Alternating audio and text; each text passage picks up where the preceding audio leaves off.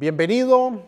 Siempre doy gracias a Dios porque tú estés conectado con nosotros y es mi oración de que este tiempo que compartimos juntos y sobre todo la meditación en la palabra de Dios toque tu corazón, que Dios cumpla sus propósitos y que tu vida sea realmente cautivada con la verdad del Evangelio. Quiero insistirte, quiero invitarte a que estés conectado con nosotros. En tu teléfono puedes bajar nuestra aplicación Crossbridge Church Miami Springs. Y ahí entonces de una manera muy fácil puedes estar enterado de todo lo que está sucediendo, de los eventos. Y en la parte de abajo de la aplicación también puedes encontrar los sermones en español. Los tenemos en inglés y en español. Y ahí también puedes compartir peticiones de oración que reitero nuestro compromiso. Estamos dispuestos a tomar tiempo para orar por esas necesidades. El próximo domingo, entre nuestros dos servicios, el servicio que termina a las 11, de 10 a 11, el servicio en inglés, y luego el servicio en español que comienza a las 11:30, en ese espacio de media hora vamos a tener una nueva fiesta de integración. Así que te animo a que vengas y participes con nosotros. Si tienes alguien que prefiera venir y adorar en inglés, entonces te esperamos a las 10 de la mañana. Si alguien quiere venir a adorar a las 11:30, que el próximo domingo venga a las 11, para que participe de esta integración, de esta fiesta, conocernos unos a otros. Siempre tenemos algo muy atractivo, muy especial para los niños, para los jóvenes, en sí, para toda la familia. Así que anímate y ven y comparte con nosotros. Acompáñame orando en este momento para que nuestro corazón esté listo, esté preparado para el mensaje de la palabra de Dios que hemos preparado para ti en el día de hoy. Padre amado, gracias porque tú mismo has dicho que tu palabra es poderosa, que tu palabra mediante el llamado del Evangelio es poder tuyo para salvación. Señor, oro para que así, con ese propósito, vengan personas que en este momento no te conocen y puedan ser atraídas por tu amor, puedan ser atraídas por tu verdad a los pies de Cristo Jesús. Pero también todos aquellos que ya tenemos una relación, una comunión contigo, podamos ser fortalecidos. Que sea clarificado, Señor, nuestras inquietudes, nuestras dudas. Que nuestra fe, sobre todo, sea fundamentada en la verdad de tu palabra y en quién es Cristo Jesús. Que todo esto sea para tu honra y para tu gloria. Gracias, Señor, por tu fidelidad. Gracias por sostenernos. Gracias por ayudarnos a comunicar tu palabra. En Cristo Jesús te damos gracias.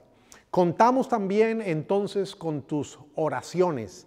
Y a través de nuestra aplicación, como te lo dije, puedes estar conectado y también si tú quieres ofrendar, si tú quieres donar para que este ministerio siga creciendo, puedes hacerlo ahí de manera online.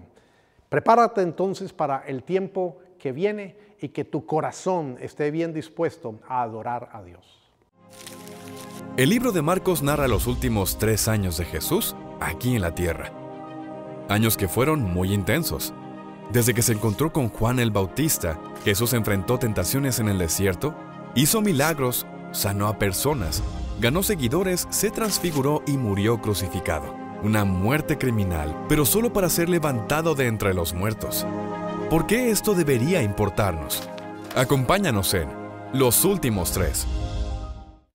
¿Te ha ocurrido alguna vez que te han comentado acerca de alguna noticia, te han narrado acerca de un importante acontecimiento y crees que has entendido su contenido, que has captado la idea central, importante, para simplemente más tarde enterarte de que no es así, de que no entendiste su significado?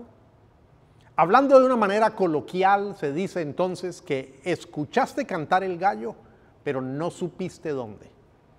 El pasaje que vamos a leer hoy en el Evangelio de San Marcos nos ilustra una situación así. Y la pregunta que tenemos que hacernos es, ¿hemos entendido y creído correctamente quién es Jesús? Por eso el título que le he colocado para el día de hoy es ¿qué clase de Salvador tenemos. Así que acompáñame en la lectura de Marcos capítulo 6, los versículos 45 al 52. Enseguida Jesús hizo que sus discípulos subieran a la barca y se adelantaran al otro lado, a Betsaida, mientras él despedía a la multitud. Cuando se despidió, fue a la montaña para orar.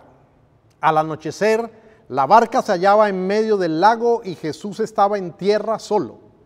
En la madrugada vio que los discípulos hacían grandes esfuerzos para remar, pues tenían el viento en contra. Se acercó a ellos caminando sobre el lago e iban a pasarlos de largo. Los discípulos, al verlo caminar sobre el agua, creyeron que era un fantasma y se pusieron a gritar, llenos de miedo por lo que veían. Pero él habló enseguida con ellos y les dijo, cálmense, soy yo, no tengan miedo. Subió entonces a la barca con ellos y el viento se calmó. Estaban sumamente asombrados porque tenían la mente embotada y no habían comprendido lo de los panes. El primer aspecto que yo observo y quiero resaltar en este pasaje es que Jesús permanece enfocado en el objetivo. Para entender este punto que estoy diciendo, hay que conocer un poquito el contexto para comprender a qué me refiero. Marcos registra que sin perder tiempo, dice enseguida, Jesús hizo subir a sus discípulos a la barca. Este verbo de hacer utiliza en el idioma original la palabra anancazo. Y la traducción literal de esta frase es la siguiente, que puso bajo necesidad. Lo que quiere decir es que Jesús forzó, demandó, obligó a sus discípulos a subir a la barca. Y esto sucedió inmediatamente después de la experiencia de multiplicar los panes y los peces para alimentar a una multitud mayor de 5,000 personas. Jesús no quiso que sus discípulos se quedaran allí. Pues nos dice el Evangelio de Juan en el capítulo 6, versículos 14 y 15, que a causa de este milagro se despertó el fervor popular. Comenzó a levantarse una especie de euforia golpista contra el reinado de Herodes. Dicen los versos 14 y 15, al ver la señal que Jesús había realizado, la gente comenzó a decir, en verdad, este es el profeta, el que ha de venir al mundo. Pero Jesús, dándose cuenta de que querían llevárselo a la fuerza y declararlo rey, se retiró de nuevo a la montaña él solo. La multitud emocionada quería coronarlo rey. Obviamente, ellos querían tener por rey a alguien que podía sanar a los enfermos, echar fuera a los demonios y sobre todo alimentar una multitud de más de 5,000 personas con tan solo 2 peces y 5 panes. Pero la realidad es que no estaban entendiendo el objetivo central. Jesús había venido para recibir una corona de espinas y no una corona de oro sobre su cabeza. Jesús había venido a este mundo no para ascender a través de unas gradas a un trono, sino para subir a la cruz. Jesús había venido para salvarnos de la condenación eterna y no para establecer un reino temporal. El peligro es que sus propios discípulos no lograban entender que la manifestación del poder y autoridad de Cristo, si bien era una muestra de compasión, de gracia, de compromiso con las necesidades de las multitudes, su objetivo más importante era mostrar quién era Él, Dios en la tierra que había venido a salvarnos. Los propios discípulos de Jesús aún estaban interesados a esta altura del ministerio de Cristo en tener posiciones e influencia en el reino de Cristo. Marcos capítulo 10 nos dice que Juan y Jacobo le piden a Jesús que les conceda una petición. Y la petición es que cuando Él venga en su gloria, en su reino, los siente a ellos, el uno a la derecha, y el otro a la izquierda, buscando reconocimiento, influencia. Cuando los demás apóstoles se dan cuenta de esta petición, se enojan. Pero yo presumo que se enojaron no por la mala actitud que ellos tuvieron de buscar reconocimiento e influencia, sino porque simplemente se les adelantaron a lo que todos querían obtener.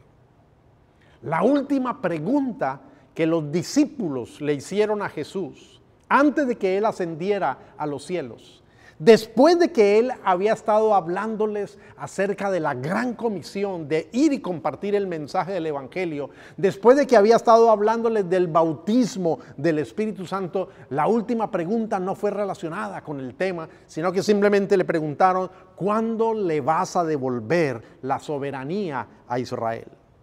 Por eso Jesús no permitió que sus discípulos se quedaran celebrando con la multitud después de semejante momento tan especial como fue la alimentación milagrosa que Jesús hizo. Esto hubiera destruido y nublado el propósito que Él venía tratando de fijar en la mente de ellos. Necesitaba enseñarles a mirar el propósito final y no tan solo las victorias intermedias o las victorias pasajeras. Él mismo se encargó de despedir a la multitud e inmediatamente se fue al monte a orar. Cada vez que la Biblia dice que Jesús se apartaba a orar, me hago siempre la misma pregunta: ¿cuál habrá sido el contenido de esas oraciones de Jesús? ¿Qué habrá dicho Jesús en esas oraciones? El único registro que tenemos de una oración de Jesús es la que nos hace el Evangelio de Juan en el capítulo 17. Pero en las demás no sabemos qué fue lo que Él dijo, específicamente por qué oró. Lo cierto es que Jesús no vino para despertar el fervor pasajero de las multitudes. Vino para formar discípulos que luego se pudieran encargar de las multitudes. No vino para buscar su propia gloria, sino para hacer la voluntad del Padre, y eso demandaba en la consumación del plan de redención. Su objetivo estaba en la cruz y en el movimiento de seguidores que se encargarían de expandir el mensaje después de su resurrección.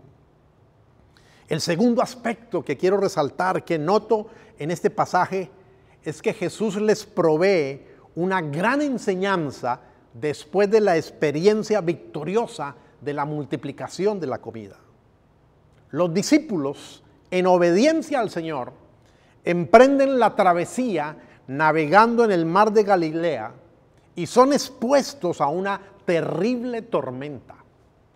Esto nos enseña que en ocasiones las dificultades pueden venir tal vez a nuestra vida porque no estamos haciendo la voluntad de Dios. Pero en otras ocasiones las dificultades hacen parte de la voluntad de Dios y del propósito que Él tiene para con nosotros.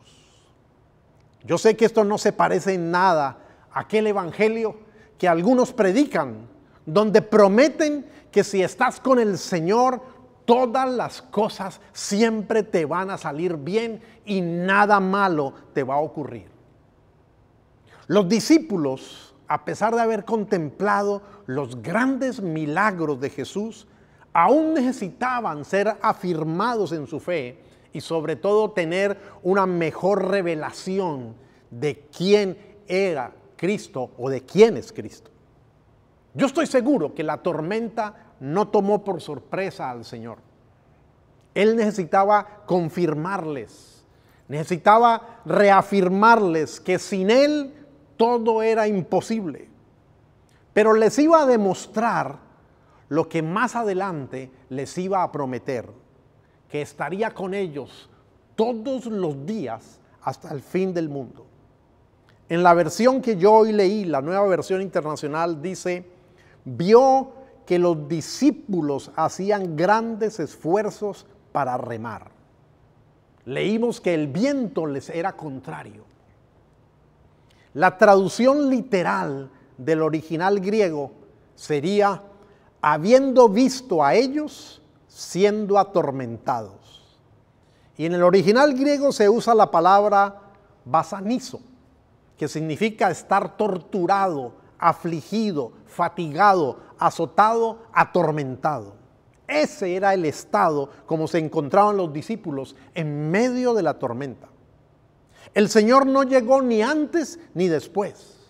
Él siempre llega en el momento exacto, conforme a su propósito. En esta ocasión dice que llegó a la madrugada, en la versión que leímos, y en otras versiones dice que llegó a la cuarta vigilia, es decir, que llegó entre las 3 y las 6 de la mañana. No sé cuánto tiempo llevaban experimentando los discípulos la tormenta, que no los dejaba avanzar y que amenazaba con hundir la embarcación. No sé si eran horas, pero lo que sí sé a la luz de la Biblia, lo que sí se nos da a conocer es que estos pescadores experimentados estaban fatigados y afligidos y estaban pensando que iban a morir.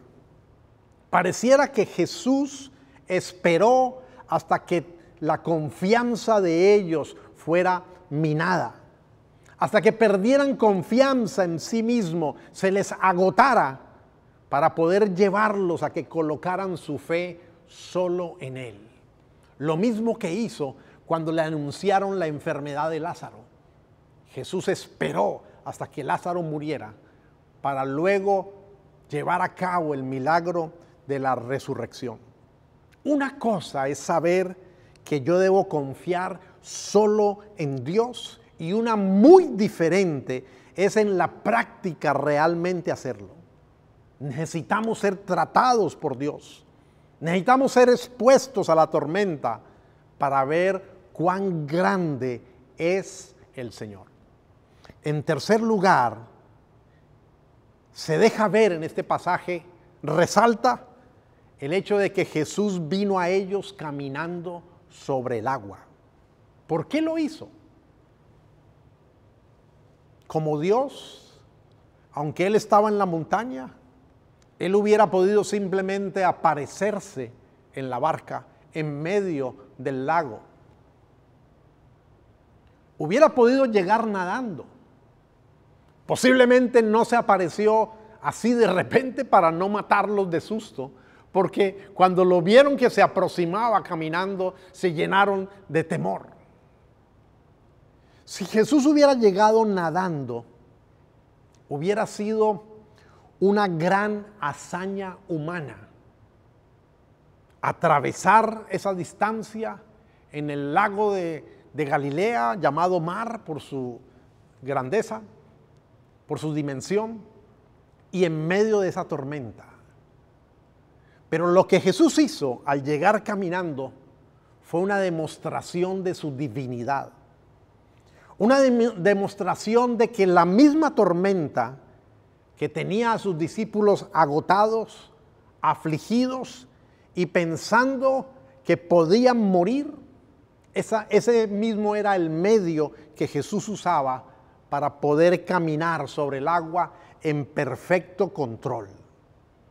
No fue entonces una hazaña humana, sino una demostración de su divinidad, de su total superioridad comparada con nuestras limitaciones humanas. Siempre me he preguntado por qué los discípulos pensaron inicialmente cuando vieron a Jesús que venía caminando sin saber que era Jesús, ¿por qué pensaron que era un fantasma? ¿Por qué a ninguno se le ocurrió que en semejante soledad, en medio del mar, agotados en medio de la tormenta, por qué ninguno pensó que posiblemente era el Señor que venía a rescatarlos? Pareciera que esta tormenta tan fuerte a estos pescadores experimentados les había quitado toda esperanza, toda ilusión de poder sobrevivir, y sus mentes estaban cautivas con pensamientos y sentimientos relacionados con la muerte. Y no podían pensar en nada positivo, sino solamente en una figura fantasmal, como si definitivamente hubiera llegado el momento de partir de este mundo. Eso es similar a la experiencia que el apóstol Pablo describe en 2 de Corintios, el capítulo 1, los versículos 8 y 9. Porque, hermanos, no queremos que ignoréis acerca de nuestra tribulación que nos sobrevino en Asia, pues fuimos abrumados sobremanera más allá de nuestras fuerzas, de tal modo que aún perdimos la esperanza de conservar la vida. Pero tuvimos en nosotros mismos sentencia de muerte para que no confiásemos en nosotros mismos, sino en Dios que resucita a los muertos. Nada que ver con el evangelio que predica solamente la prosperidad y la victoria en todo momento. Recuerda que el mismo evangelista Marcos en ocasión anterior ya nos enseñó en la parábola del sembrador que aquellos que esperan no tener dificultades porque han confiado en Cristo son los mismos que con la misma rapidez que al comienzo responden con alegría por el llamado del evangelio, con esa misma rapidez abandonan la palabra por causa de las dificultades. La verdad es que estas personas nunca llegaron a confiar en Cristo, sino que simplemente estaban esperando los beneficios que Cristo pudiera representar para ellos. Pablo agrega en el pasaje a los Corintios que somos atribulados para poder ser consolados por el Señor, para que podamos a su vez consolar a otros.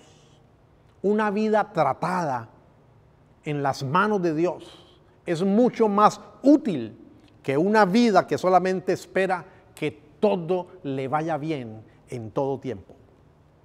En cuarto y último lugar, en este pasaje, yo noto que Jesús les dijo: cálmense, yo soy, no tengan miedo. El Señor se identificó usando una expresión equivalente a la manera como Dios se le dio a conocer a Moisés en el Antiguo Testamento.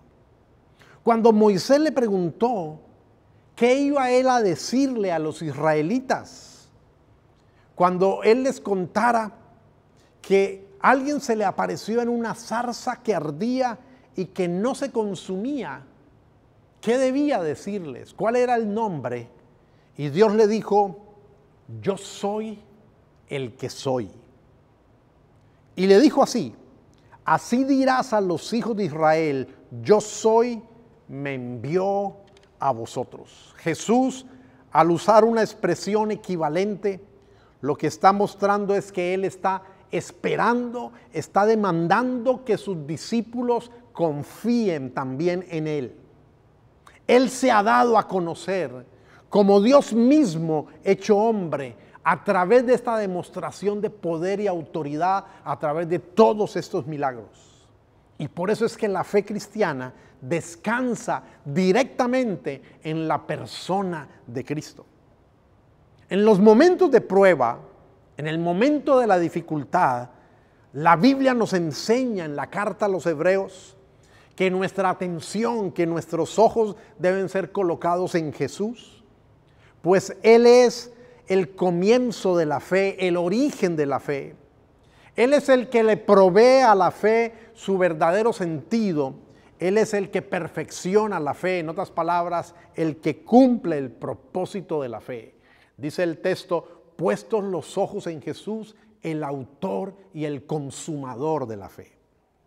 Cuando Esteban estaba siendo martirizado, el primer mártir de la era cristiana, cuando lo estaban matando a piedra, la Escritura dice que él colocó sus ojos en el cielo y que vio el trono, la gloria de Dios, y a la derecha del Padre vio a Jesús esperándole con los brazos abiertos. Nuestros corazones atormentados dejan de temer, se calman, se sosiegan cuando nuestra confianza es depositada en Jesús, tal como Él nos ha sido revelado. Cuando comprendemos que los milagros van más allá de simplemente un compromiso con las necesidades humanas. Cuando comprendemos que Jesús está revelando quién es Él en esencia, en sustancia. Es curioso que Marcos, que los comentaristas creen que aprendió este evangelio de Pedro, porque Marcos no fue de los apóstoles, sino que es uno de los evangelistas. Se cree entonces que Marcos lo que escribió lo aprendió prioritariamente de Pedro. Es curioso que en este pasaje Marcos no dice nada acerca de la reacción instintiva que el apóstol Pedro tuvo, de la cual sí nos habla Mateo. Cuando Pedro estaba en esta barca, que estaba siendo amenazada, golpeada por el viento y por las olas, y parecía que iban a perecer, que estaban atormentados, afligidos, agotados. Cuando Pedro escuchó, cálmense, soy yo, no tengan miedo, instintivamente él reaccionó, y yo creo que casi sin pensarlo él dijo: Señor, si eres tú, manda que yo vaya a ti sobre las aguas. No sabemos a ciencia cierta por qué Pedro pidió semejante cosa. ¿Acaso para tener la extraordinaria experiencia de caminar sobre las aguas y ser el caminaaguas? ¿No era más lógico, en medio de esa situación desesperante, no era más lógico decirle: Señor, si eres tú, ven por favor y sálvanos? Ordena que el mar se calme y que el viento cese. Nunca sabremos por qué Pedro pidió semejante cosa como ir a Jesús caminando sobre el agua. Son cosas que solamente se le podían ocurrir al arrojado Pedro. Pero algunos comentaristas han usado esta ocasión para hacer una aplicación y decir: más vale estar con Jesús en la tormenta que estar en la barca sin Jesús. Jesús no vino para darnos cursos sobre cómo caminar sobre el agua, sobre cómo caminar por encima de los problemas, como a muchos predicadores les encanta decir. Él vino para mostrarnos que Él es el que camina por encima de las dificultades. Todo lo que Jesús hizo en este pasaje que hoy hemos visto narrado en Marcos capítulo 6 nos demuestra la clase de Salvador que tenemos. Uno totalmente suficiente, totalmente confiable, totalmente poderoso. Uno que solamente puede ser Dios, que vino a vivir en medio de nosotros los seres humanos. La Biblia dice que Jesús todo lo hizo bien. Pidámosle a Dios que abra nuestro entendimiento y nos enseñe a contemplar a Jesús con los ojos de la fe bíblica. Note por favor los dos últimos versículos de este pasaje, versículos 51 y 52. Subió entonces a la barca con ellos y el viento se calmó. Estaban sumamente asombrados porque tenían la mente embotada y no habían comprendido lo de los panes. Los mismos discípulos no lograban entender el verdadero propósito de las manifestaciones poderosas de Jesús. Hubiera sido un riesgo muy alto haberlos dejado junto con la multitud y con el fervor golpista que se había levantado después de este milagro. De seguro ellos mismos se hubieran involucrado en esta campaña de nombrar a Jesús Rey y hubieran perdido el objetivo final. Que Dios nos permita en verdad comprender quién es Jesús y nos permita verle tal como Él ha sido revelado en la Escritura. Que Dios nos dé la gracia de poderlo aplicar en nuestra vida, en nuestro diario vivir. Por eso, ¿cuál es la clase de Salvador que tú tienes? ¿Cuál es la clase de Salvador en el cual yo he creído? Acompáñame orando en ese momento. Padre de los cielos, quiero exaltarte, quiero bendecir tu nombre y quiero darte gracias. Porque a pesar de nuestra limitación como seres humanos, para comprender muchas veces el propósito de lo que tú haces, Al leer estos pasajes nos queda claro que el propósito no es colocar la mirada en nosotros mismos, sino que es colocarla en Jesús, a quien tú has provisto. Gracias porque es en Él en que está la respuesta, porque es en Él donde está la provisión, es en Él que está la autoridad, el poder y la suficiencia.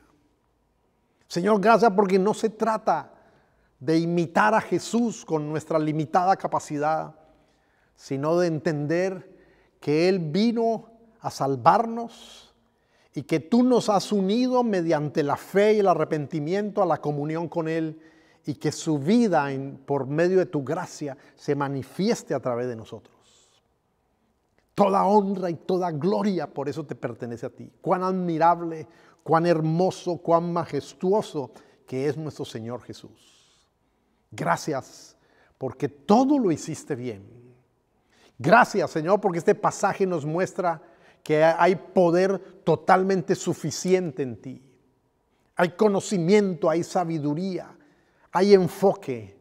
Y gracias porque no dejaste que el entusiasmo de las multitudes te sacara de tu objetivo, que era cumplir el plan de la redención. Que de igual manera nosotros no andemos buscando lo nuestro, sino que busquemos lo tuyo. Que lo tuyo sea lo nuestro, Señor. Que tu objetivo sea lo que nosotros amemos. Y que por el poder de tu Santo Espíritu, conforme a tu santa palabra, lo apliques a nuestra vida y nos enseñes a vivir en esa realidad. Que toda honra, toda gloria te pertenece a ti. En Cristo Jesús. Amén.